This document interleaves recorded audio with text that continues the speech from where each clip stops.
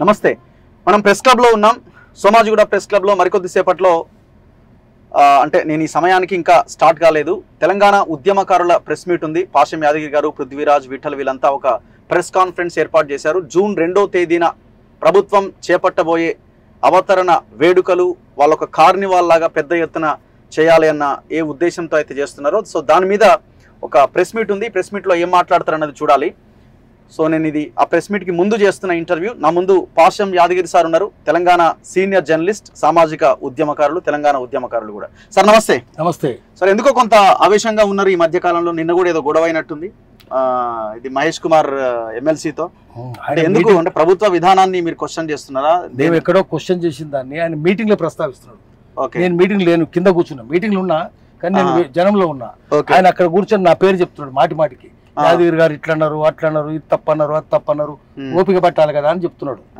So నేనేం మిమ్మల్ని question చేస్తున్నా. పైన కూర్చొని కేసీఆర్, రేవంత్ రెడ్డిని వీళ్ళందరూ సమర్థిస్తున్నాడు. సో నేనేమన్నా అంటే నేను పోవాల్సి వచ్చింది పైకి. ఎందుకంటే నేను జనంలో కూర్చుంటే ఇట్లా రమ్మన్నారు. పైకి పోయినాక మళ్ళీ అదే మాట్లాడుతున్నాడు. మళ్ళీ మాటి మాటికి పాషం యాదగిరి గారు, పాషం అన్న అని కూడా చెప్తున్నాడు. మంచిగానే చెప్పుకుంటూ నన్ను బోన్లో పెట్టే ప్రయత్నం చేస్తున్నాడు.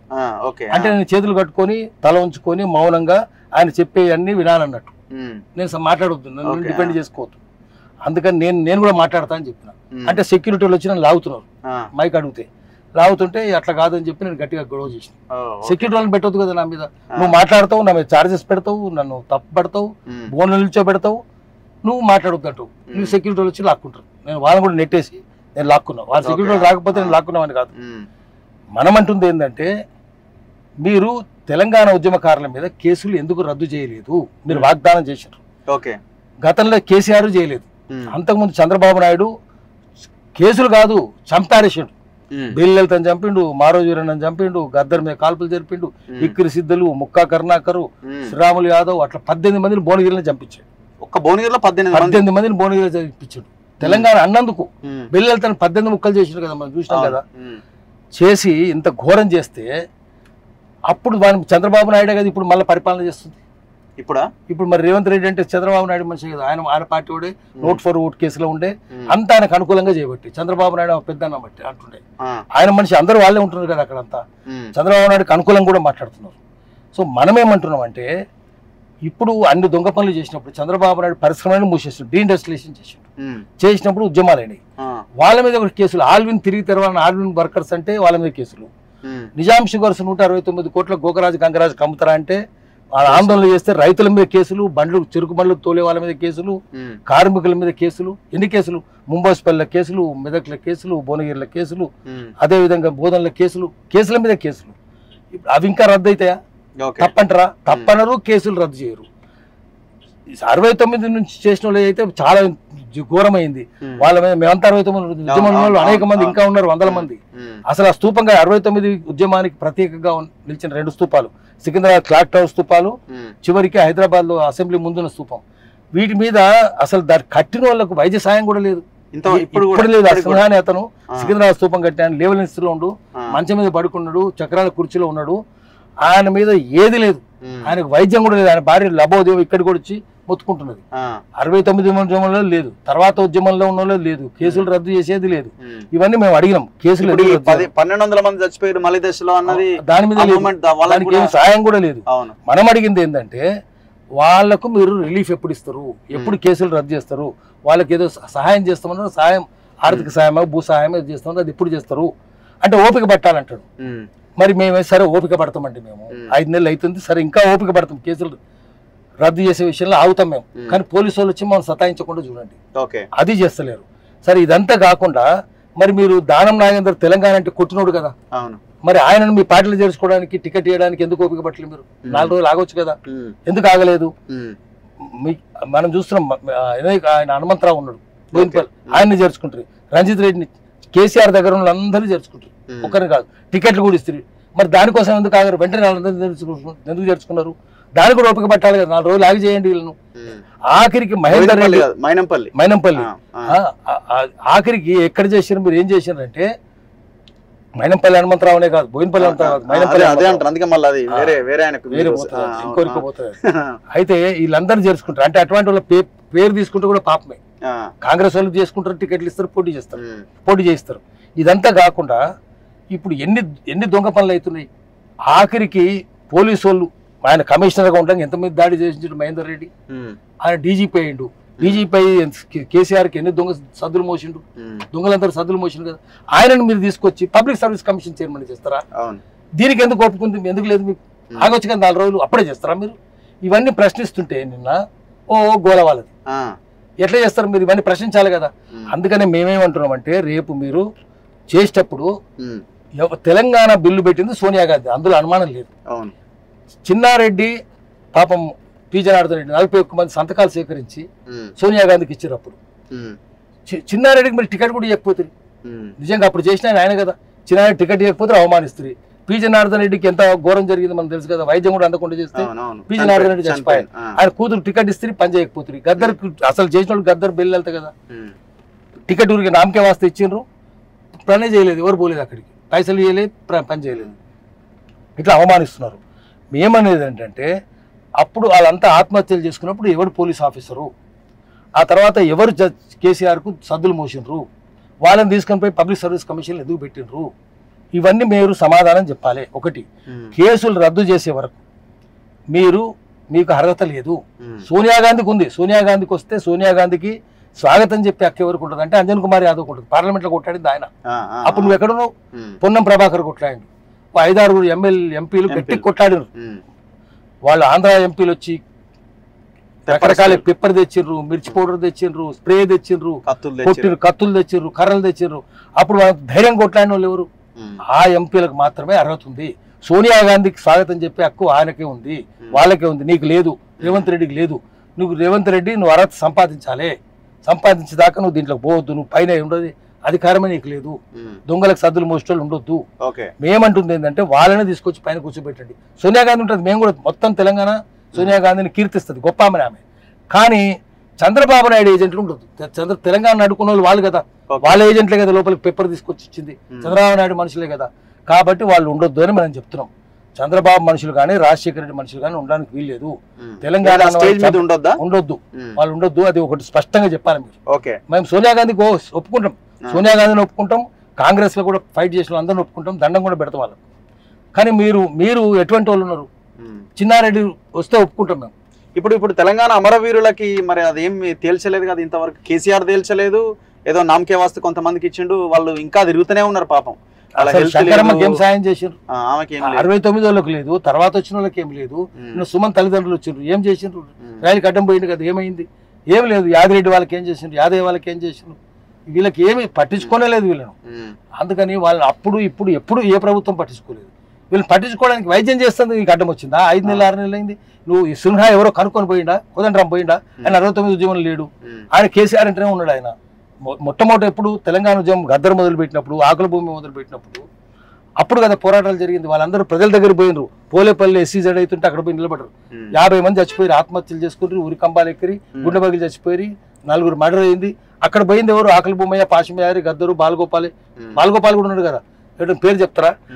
ఇప్పుడు రాష్ట్ర గీతము, రాష్ట్ర చిహ్నము అండ్ తెలంగాణ తల్లి విగ్రహం మూడింటిని మార్చాలి అని ఒక అంటే సరే కొత్త గీతమేమో పాత జయ జయ హే తెలంగాణ పాటని పాడిస్తా ఉన్నారు. కొత్తగా దాన్ని ఇది చేసి మ్యూజిక్ అండ్ సింగర్ కంపోజ్ చేస్తున్నారు.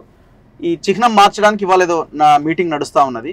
తెలంగాణ తల్లి విగ్రహం కూడా మారుస్తారట. సో ఇవన్నీ మీరు యాక్సెప్ట్ చేస్తున్నారా ఉద్యమకారుడిగా? ఒక్కటి ఏంటంటే గీతం పర్వాలేదు, మంచిగానే ఉంది. కానీ తెలంగాణలో అద్భుతమైన సంగీతం ఉంది, సాహిత్యం ఉంది, గొంతున్నది, జానపదం ఉన్నది. అది జానపద శైలిలో తెలంగాణ కవులు కళాకారులను తీసుకొచ్చి చేయించాలి. అంతేగాని మీరు వచ్చేసి మన కీరవాణి తెలంగాణ తిట్టినోళ్ళే, తెలంగాణ తిట్టిన వాళ్ళు నా పేరు యాదగిరి, మా ఊరు భువనగిరి, నా పని దానగిరి అని తిట్టిరి. పరుచూర్లు, కీరవాణులు వీళ్ళే కదా. తెలంగాణ తెలుసా వాళ్ళకు? వాళ్ళతో ఎందుకు చేయిస్తున్నారు మీరు? తెలంగాణ సంబంధమే లేదు. మళ్ళీ మీరు దళితులతోటే పాట అంతా, చరిత్ర అంతా. అమెరికా పోతే నిగ్రోలే అంత పాట పాడేది, తెలంగాణకు వస్తే అంత దళితులే. సో దళితులతోటే కంపోజ్ చేయించాలి. కొరియోగ్రఫీ కూడా దళితులే ఉండాలి. నేను చూడండి, నిర్మలా కిషోర్ ఎంత అద్భుతంగా చేసిండు. దచ్చన్న దారిలో గద్దర్ శిష్యులు కదా వీళ్ళంతా. గద్దర్ శిష్యులనే పెట్టుకోవాలి. అందశ్రీ మంచిగానే రాసిండు, దానికి పాట గురించి అభ్యంతరం లేదు మాకు. కానీ దానికి కొరియోగ్రఫీ ఎవరు ఇవ్వాలి? అది ముఖ్యం. కొరియోగ్రఫీ తెలంగాణ దళితులే ఇవ్వాలి. కూర్పు, సంగీతం కూర్పు వాళ్ళే చేయాలి. ఒకటి. రెండవది, ఆమె నిజమే మార్చొచ్చు, తప్పేం లేదు. తెలంగాణ తల్లి అంటే ఎట్లుండాలి, ఒక చాకలైన లెక్క ఉండాలి. అట్లా ఉంటుంది, వీర నారి కదా ఆమె, అట్లా ఉండాలి. అట్లా లేకుండా నగలన్నీ పెట్టి పెద్ద దురసాన్ని పెడితే కేసీఆర్ చేసింది తప్పది. దురసాన్ని పెట్టొద్దు, పేదగా పెట్టాలి. సో అందుకని ఏంటంటే అప్పటికి తెలంగాణ స్టేట్ ఉందనుకోండి, తెలంగాణ స్టేట్ ఉంటే దాన్ని టీఎస్ చేయి, నువ్వు ఆయన టీ పెట్టిండు, నువ్వు టీఎస్ చేయి, లేదా టీ చేయి, ఉత్తర టీ పెట్టు. టీ అంటే తాగుతాం, చాయ్ అనుకుని తాగుతాం, టీ అంటే అట్లా పెట్టు. కానీ నువ్వు టీజీ అని ఎందుకు పెడుతున్నావు? తెలంగాణ ఒకటే దాంట్లో వస్తుంది కదా, ఒక వర్డ్ లో రావాలంటే. ఇప్పుడు ఒడిశా ఉంది కదా, ఓడి అని ఉంది కదా, ఒడిశా ఉంటే వెస్ట్ బెంగాల్ WB అని ఉంది కదా. వెస్ట్ అంటే అది ఒక వర్డ్, బెంగాల్ అనేది ఒక వర్డ్. రెండు వర్డులకు రెండు పదాలు ఉన్నప్పుడు రెండు పదాలకు ముందు పదం, దాంట్లో ముందు అక్షరం, దీంట్లో ముందు అక్షరం పెట్టవచ్చు. ఒడిశా ఉందనుకోండి, ఓడి రాసిన కరెక్టే. ఓడి రాయకపోతే ఏమైందంటే సున్నా అవుతుంది. ఓ పెట్టిరు అనుకోండి, సున్నా అని చదువుకుంటారు. సున్నా స్టేట్ ఏమవుతుంది ఒకటి. తర్వాత మొట్టమొదట ఒక అచ్చు ఉండదనుకోండి, అచ్చు ఉంటే ఆ తర్వాత ఓవల్ అంటాం దాన్ని. అచ్చు ఉంటే పక్కన ఇంకో అల్లు ఉండాలి. ఓ ఉన్నది అది ఓవెల్, అది పక్కన ఇంకో కాన్సనెంట్ పెడితే ఓడి అయితే సరిపోతుంది. WB ఉంది అనుకోండి, రెండు ఓవెల్స్, రెండు అల్లులే, సరిపోయింది. అది రెండు కాన్సనెంట్స్ సరిపోయింది. కానీ ఈ ఓడి అనే దానికి అట్లా లేకపోతే సమస్య అవుతుంది. సో భాషావేత్తలందరూ కూర్చొని చేశారు. ఇప్పుడు రేవంత్ రెడ్డి భాషావేత్తనా, పండితులు ఆయన? అడగాలి కదా 10 మందిని. ఇప్పుడు మూమెంట్ లో కూడా టీజీ అన్నారు కదా, అది ఎట్లా మరి? టీజీ అనేది అప్పుడు అధికారం లేనప్పుడు ఏదైనా మాట్లాడతారు. మనం కూడా అన్నాం టీజీ అని, జనం కూడా అన్నారు. అంటే అది తెలంగాణ రాకముందు అన్న విషయం.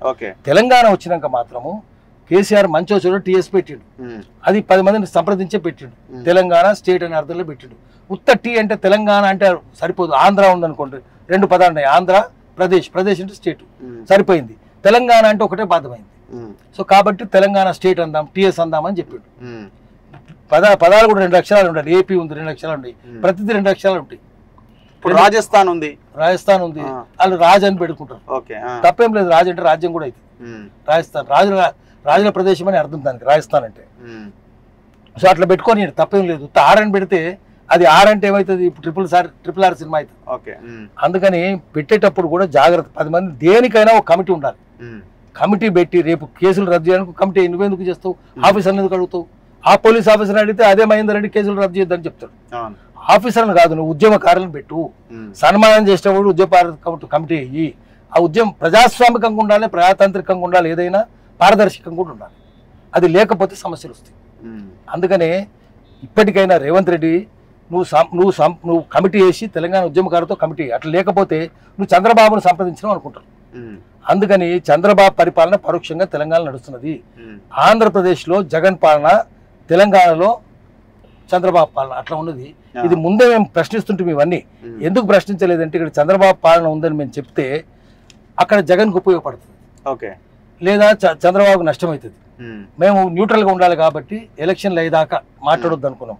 ఎలక్షన్లు అయినాక మేము మాట్లాడుతున్నాం. ఇప్పుడు కూడా ఎందుకంటే ఈయన చంద్రబాబు డిక్టేషనే తీసుకుంటాడు, చంద్రబాబు ఆదేశాలు తీసుకుని అమలు చేస్తున్నాడు ప్రతిదీ రేవంత్ రెడ్డి. అది ఢిల్లీ వాళ్ళు కూడా గ్రహించాలి. ఢిల్లీ వాళ్ళకు వ్యతిరేకం, ఢిల్లీ చంద్రబాబు నాయుడు కాంగ్రెస్ కూడా వ్యతిరేకం, కానీ ఈయన చంద్రబాబు నాయుడుకి అనుకూలం. ఇప్పుడు అందుకని ఢిల్లీలో కాంగ్రెస్ పార్టీ ఉంది కానీ తెలంగాణలో కాంగ్రెస్ లేదు. చంద్రబాబే పరోక్షంగా పరిపాలన చేస్తుండే. నేను నోట్ ఫర్ ఓట్ కేసులో ఉండు కదా, మనకు తెలిసిందే కదా.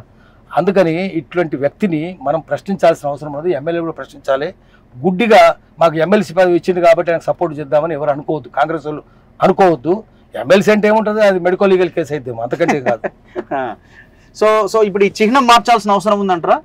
టీఆర్ఎస్ చిహ్నం మార్చాలి. ఎందుకంటే వాళ్ళు లేదు అది రాచరికపు అని వీళ్ళు అంటున్నారు. ఎట్లా రాచరికం అయితే ఓరుగల్లు దాన్ని మారుస్తారా? మారిస్తే మేము ఓరుగల్లు మార్చాల్సిన అవసరం లేదు, కానీ ఓరుగల్లు శిలాతోరణం అది చాలా అద్భుతమైంది. దాని తెలంగాణ అంటే ఓరుగల్లు శిలాశాస్త్రం.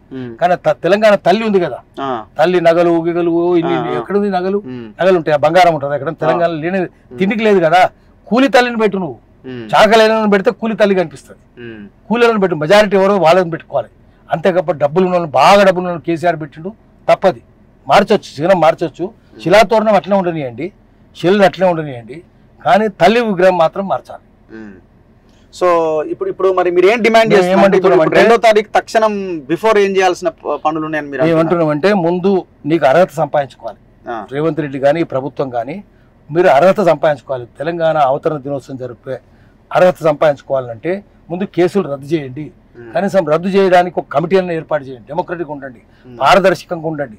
కేసులు రద్దు చేయడం కాక ముందు గుర్తించండి. ఫస్ట్ మీరు సిన్హా ఇంటికి పోండి, మీరు పాక్కుంటా దేక్కుంటా పో. సిన్హా ఇల్లు వైఎంసీఏ దగ్గర నారాయణగూడలో ఉంటుంది.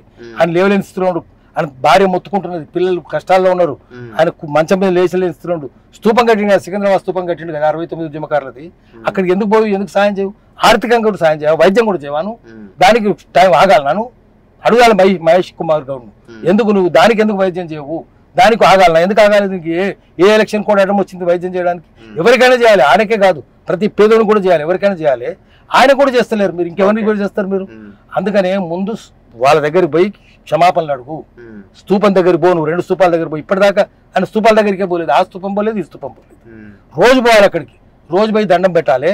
నువ్వు చంద్రబాబు నాయుడు పాద పద్మాలు మర్చిపోయి సాకలెల్లమ్మ పాద పద్మాలు గుర్తుపెట్టుకో, దొడ్డు కొమ్మరిని గుర్తుపెట్టుకో, బందగిరిని గుర్తుపెట్టుకో. అప్పుడు నీకు తెలంగాణ అని ఉచ్చరించే అర్హత ఏర్పడుతుంది. సో ఇప్పుడు ఈ ఫోన్ ట్యాపింగ్ ఏమనుకుంటున్నారు సార్ మీరు? ఇప్పుడు ఫోన్ ట్యాపింగ్ అప్పుడు చేసిండ్రు, అప్పుడు మహేందర్ రెడ్డి ఉండొచ్చు దాంట్లో. ఫోన్ ట్యాపింగ్ ఆడలే కదా, పైనుంచే కదా వచ్చేది. ఏదైనా సరే గంగోత్రి ఎక్కడ ఉండదో అక్కడ అసలు అపోజిషన్ లీడర్లు కేసీఆర్ మీద వ్యతిరేకంగా మాట్లాడాలి, అందరిది ట్యాప్ చేసి పడేసారట. అందరికి చేసి హైకోర్టు జడ్జి కూడా ఉన్నట, జడ్జిలు కూడా. ఎందుకంటే జడ్జిని బ్లాక్ మెయిల్ చేయొచ్చు మనం, చేసి నువ్వు ఆయన ఏంటి ప్రైవేట్ జీవితం ఏంటి, ఎవరు ఫ్రెండ్స్ ఏం చేస్తున్నాడు అవన్నీ కనిపెట్టాలని చేసిండ్రు. ఇప్పుడు కూడా జరుగుతున్నది అది. అప్పుడే కాదు, అప్పుడు వాళ్ళు చేసిండ్రు, ఇప్పుడు వీళ్ళు చేస్తున్నారు. ఫోన్ ట్యాపింగ్ అనేది ఎప్పుడు జరుగుతూనే ఉంటుంది. అందుకని ట్యాపింగ్ ఏది చేసినా నేరం అవుతుంది. కేంద్ర ప్రభుత్వము అది కూడా టెర్రరిస్టులను పట్టుకోవడానికే చేయాలి తప్ప స్వదేశంలో చేయడానికి లేదు. జడ్జిలను అసలు చేయడానికి వీల్లేదు. ఇన్వేషన్ ప్రైవసీ అవుతుంది, అది తప్పది.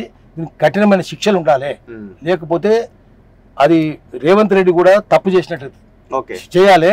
మీరు మహేందర్ రెడ్డి లాంటి వాళ్ళని ఎందుకు తీసుకొచ్చి పెట్టుకున్నారు? ఆయన తెలియదా? ఆయన డీజీపీ కదా, ఇన్నేళ్ళు ఆయనే ఉన్నాడు కదా. మరి పబ్లిక్ సర్వీస్ కమిషన్ అంత పెద్ద ఎందుకు ఇచ్చారు? మరి మీరు చిన్న మురుకులు తినడం పట్టుకుంటారా? తిరుపతి అన్నను రాధాకృష్ణ అని పట్టుకుంటారు. అసలు వాళ్ళని ఎందుకు వదిలేసారు? గులాబ్ జాములు గుటుక్కున మింగాడు కదా, చడి చప్పుడు లేదు. ఆయన తీసుకుపోయి పదవులు ఇస్తారా? ఎవరికి సన్మానం, ఎవరికి అవమానం? సన్మానం చేయాల్సిన అవమానం ఉంటుంది, అవమానం చేయాల్సిన సన్మానం ఉంటుంది. అందుకని నోరు లేని పట్టుకోవడం తప్పది.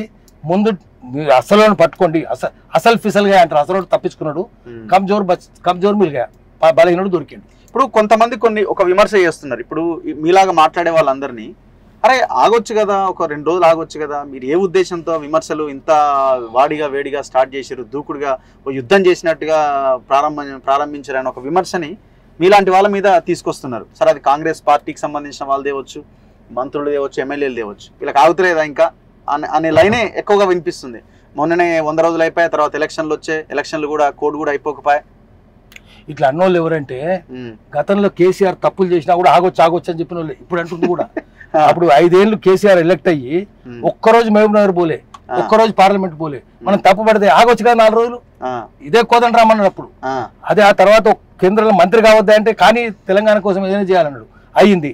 మంత్రి అయినా ఒక్కరోజు పార్లమెంట్ పోలే, ఒక్కరోజు శ్రమశక్తి భవన్ పోలే, తుగ్లక్ రోడ్లో పాడుకున్నాడు. అయినా సరే ఉండని అని చెప్పారు. ఆ తర్వాత కరీంనగర్ పోయిండు, కరీంనగర్ నుంచి గెలిచిండు, ఒక్కరోజు పార్లమెంట్ పోలే, ఒక్కరోజు కరీంనగర్ పోలే. ఆగా ఎందుకు ఆగరాదా అన్నారు, ఇప్పుడు ఏమో విమర్శిస్తున్నారు. అప్పుడు కేసీఆర్ 4 రోజులు ఆగాలి, కేసీఆర్ని ఏమొద్దు అన్నారు, ఇప్పుడు ఈయన కూడా ఏమొద్దు అన్నారు. మొదటి రోజే తెలిసిపోతుంది, మెతుకు చూడంగానే తెలిసిపోతుంది అన్నం ఉడికిందా లేదా అనేది. 5 ఏళ్ళు లాగాలన్నా? 5 ఏళ్ళ నుంచి మరి దొంగలకు సద్దులు మోస్తుంది, మీకు ఎందుకు టైం దొరికింది? దొంగలకు ఎందుకు సద్దులు మోస్తుండ్రు? మరి 4 రోజులు ఆగొచ్చు కదా. నువ్వు మహేందర్ రెడ్డిని ఎందుకు పెట్టుకున్నావు? నువ్వు చంద్రబాబు నాయుడు ఎందుకు మెచ్చుకుంటున్నావు? ఆఖరికి మంత్రులను పంపించి రాఖీ కట్టించి కాళ్ళు మొక్కిస్తున్నావు కదా, నువ్వు ఎందుకు చేస్తున్నావు అటువంటి పనులన్నీ? 4 రోజులు ఆగొద్దా? చంద్రబాబు నాయుడు మోయాల్సిన పని నీకు ఏమవసరం ఉంది? అందుకనే వాళ్ళకి చెప్పాలి, వాళ్ళే వీళ్ళు. అప్పుడు ఆగాలని చెప్పిన వాళ్ళే ఇప్పుడు ఆగుతున్నారు. ఇప్పుడేమో తిడుతున్నారు, అప్పుడేమో తిట్టలేదు మీరు. అప్పుడు మేము తప్పని చెప్తే ఏమన్నారు మీరు? గద్దర్కు ఆకుల భూమికి పాషారికి ఏం సంబంధం, ఎందుకు తిడతారు కేసీఆర్ అని అన్నారు. మరి అప్పుడు అనలేదు కదా. ఆఖరికి వీళ్ళు ఎక్కడ పోయినరు? గద్దర్ని చంపినప్పుడు పోలే, ఆకుల భూమిని చంపినప్పుడు చంపడమే కిరణ్ కుమార్ రెడ్డి చేసింది, చంపడమే. గుద్ది చంపినప్పుడు పోలేదు, ఎక్కడికి పోలేదు. ఎక్కడ ఆపద వచ్చినా భూములు తరిమేసి, భూములు కొల్లగొట్టిస్తున్నా, భూములు లాక్కొట్టినా, ఓపెన్ కాస్ట్ లో గ్రామాలు ఖాళీ చేపిస్తున్నా, ఫార్మా సెస్ పెట్టి గ్రామాలు ఖాళీ చేపిస్తున్నా, ఎక్కడ సెస్ పెట్టి ఎవరిని కొట్టినా ఎక్కడికి పోలేదు. వాళ్ళు హైదరాబాద్ లో కూర్చొని లెక్చర్ ఇచ్చుకుంటూ చేరారు. మేము ఎక్కడ తిరిగినా కూడా పిచ్చోళ్ళు తిరుగుతున్నారు, పనిపాటు లేదని చెప్పారు. సో లాస్ట్ క్వశ్చన్ ఏంటంటే, అసలు తెలంగాణ ఒక 6 నెలల తర్వాత ఎట్లా కనిపిస్తున్నది మీకు? భవిష్యత్ ఎట్లా అనిపిస్తున్నది? మాకేమనిపిస్తుంది అంటే, రేపు కనుక చంద్రబాబు నాయుడు గెలిస్తే, ఆంధ్ర గెలిస్తే తెలంగాణ ఆంధ్ర కలిపేయమని చెప్తారు. ఇప్పటికే తెలంగాణలో రావాల్సింది నిధులు, నియామకాలు, నీళ్లు నిధులు, నియామకాలు మళ్ళీ అన్ని ఆంధ్రాకి పోతుంది, తెలంగాణకి ఏం పోతలేవు. ఇప్పటికే కేసీఆర్ కూడా ఏం ప్రయత్నం చేయలేదు. కేసీఆర్ ఏం చేయలేదు, రేవంత్ రెడ్డి కూడా ఏం చేయడు. నాకేమనిపిస్తుంది అంటే వాళ్ళు నిజాం పోయేటప్పుడు బ్రిటిష్ వాళ్ళు ఏం చెప్పారంటే 560 సంస్థాన ఆసుపత్రులు ఉంటే వాళ్ళందరితోటి ఒక స్టాటస్ కో అగ్రిమెంట్ చేసుకున్నారు. స్టాండ్ స్టిల్ అగ్రిమెంట్ అంటే ఎట్లున్నదో అట్లే ఉండాలి, అంటే నిజామే పరిపాలన చేయాలి. నిజాం పేరు మీద పరిపాలన చేసి 1950 దాకా 1959 గవర్నర్ చేసిండ్రు. 1956 అక్టోబర్ 31 అంటే భాషా ప్రయుక్త రాష్ట్రాలు ఏర్పడేదాకా 560 మంది ప్రిన్సెస్ వాళ్ళే రాజులుగా ఉన్నారు, రాజభవనాల్లో ఉన్నారు. ఇప్పుడు అట్లా స్టాండ్ స్టిల్ అగ్రిమెంట్ చేసుకున్నట్టు ఇప్పుడు కూడా గత ప్రభుత్వంతో కేసీఆర్ తోటి రేవంత్ రెడ్డి ఒక రహస్యంగా స్టాండ్ స్టిల్ ఒప్పందం చేసుకున్నాడు. కేసీఆర్ తోటి రేవంత్ రెడ్డి చేసుకున్నాడు అనిపిస్తుంది. ఎట్లా అంటే ఇప్పుడు కేసీఆర్ ఏమంటుండు, కాంగ్రెస్ రేవంత్ రెడ్డి బీజేపీతో మోడీతో చేసుకున్నాను కేసీఆర్ అంటుండు. అంటే ఎవరితో చేసుకున్నట్టు ఇదంతా ఇద్దరిది మిలిజులి కుస్తీ. బయటికి కొట్టుకున్నట్టే ఉంటారు, లోపల బయటికి ఏమో గుద్దులాట, లోపల ముద్దులాట. వీళ్ళంతా కలిసే ఉన్నారు, వీళ్ళు వాళ్ళు కలిసే ఉన్నారు, జనం గమనిస్తూనే ఉన్నారు. అందుకని ప్రజలందరికీ అర్థమైంది రాజకీయ నాయకులు ఎవరు నమ్ముతలేరు. ఇప్పుడు ఏ పార్టీ అయినా కేసీఆర్ నమ్ముతలేరు, రేవంత్ రెడ్డి నమ్ముతలేరు. 4 రోజులు అయితే అనడానికి, కానీ 4 రోజులు అందరికి తెలిసిపోతుంది. తెలిసిపోయినప్పుడు జనం చైతన్యవంతమైన జనం, తెలంగాణ ప్రజలు పెద్ద పెద్ద పోరాటాలు చేసినారు. ఇటువంటి పోరాటాలు ఎక్కడ భూమి మీద జరగలేదని చెప్పి స్టాన్ఫర్డ్ యూనివర్సిటీ పుస్తకం వేసింది, రాష్ట్ర రిపబ్లిక్ అని. తెలంగాణ ప్రశంసిస్తూ సునీల్ పురుషోత్తం రాసిండు. అంత పెద్ద పోరాటాలు చేసిన తెలంగాణ జనము ఇప్పుడు మళ్ళీ పోరాటాలు చేస్తారు. కేసీఆర్ తెలంగాణ కోసం పోరాటం చేసినారు, రేవంత్ రెడ్డి కేసీఆర్ వ్యతిరేక పోరాటం చేసినారు. ఇప్పుడు రేవంత్ రెడ్డి కూడా తోకాడిస్తారు, తోక కత్తిరిస్తారు. Thank you sir, thank you very much. So చూడాలి, ఖచ్చితంగా జూన్ 2వ తేదీన మేము పెట్టిన డిమాండ్స్ని పరిష్కరించాలి. ఇది ఒక డెడ్ లైన్గా తీసుకుంటారో ఇంకా రిక్వెస్ట్గా తీసుకుంటారో కానీ జూన్ 2 నాటికి మేము చెప్పినవన్నీ కూడా ఫాలో అవ్వాల్సిన అవసరం ఉంది అని చెప్తా ఉన్నారు. సో రేవంత్ రెడ్డి ఎట్లా రెస్పాండ్ అవుతారో చూద్దాం. ముఖ్యమంత్రి చూస్తూనే ఉండండి మన తొలివేలు.